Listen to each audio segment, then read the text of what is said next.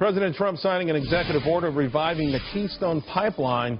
Here's Neil with TransCanada CEO Russ Girling. This is back in 2015 talking about the future of the pipeline.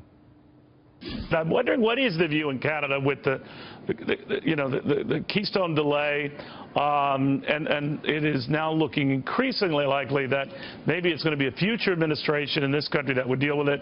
Do Canadians, do you just sort of move on? My view is that the Keystone will happen, and again, I think as I've said before, I'm just not sure how long that is going to take, but it's necessary. It's about national security, energy security, and public safety. That's what this pipeline's about, and that's not going to change anytime soon. To American Petroleum Institute CEO Jack Gerard on what today's news means for the energy industry. Jack, thanks for joining us.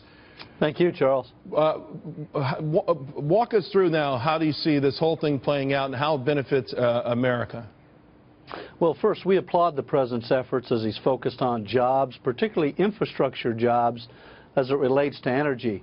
As you know, this Keystone XL pipeline controversy has been around for many years. Unfortunately, it has strong bipartisan support in the Congress, as over 68% of the American people say, let's build this pipeline. So I think the President's direction today is, let's put our people to work, let's allow energy to flow in this country, because it benefits us all as consumers, puts our people to work, creating well-paying jobs. At the same time, you and I benefit from lower gasoline prices. So it's a win-win. It's been very unfortunate, as I mentioned, it's taken this long. But both Keystone, Dakota Access, it's time to build them. It's time to move on. The public supports it. Let's make it happen. So we applaud the President and the direction he's going. Also, liquid natural gas. Listen, we have, I think, one company, Cheniere, that got the okay for it. Why don't we just open that up? The world pays so much money for natural gas. To me, that's where the low-hanging fruit is. Well, it's a great question, Charles. I mean, you look back just 5 or 6 years ago, and we were actually preparing to build import terminals to import natural gas. But with the American energy renaissance and the breakthrough with technologies that we've had on hydraulic fracturing, horizontal drilling, we are now the world's leader producer of natural gas, clean-burning natural gas.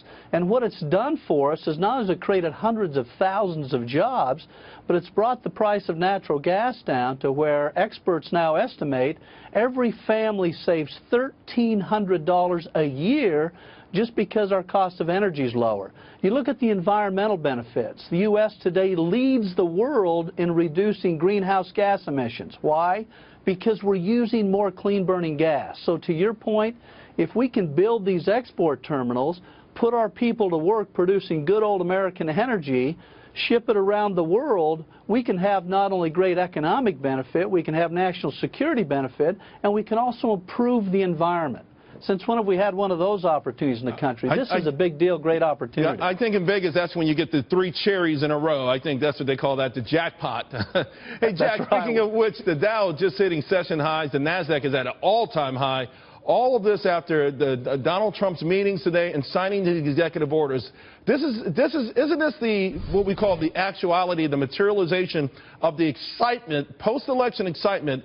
It's starting to now materialize in real action in the markets and the economy, isn't it? Well, I think you're right, Charles. I think the American public, the confidence is beginning to grow and it's beginning to soar, because the President is delivering on just what he told the American people. I'm going to create American jobs. I'm going to put our people to work. You look at energy, it's in everything we do. Everything you and I and everybody else listening today, energy touches our lives in every way. So when we focus on it as a foundational underpinning to our basic economic activity and say, you know what? We can do this more efficiently. We can build pipelines in this country.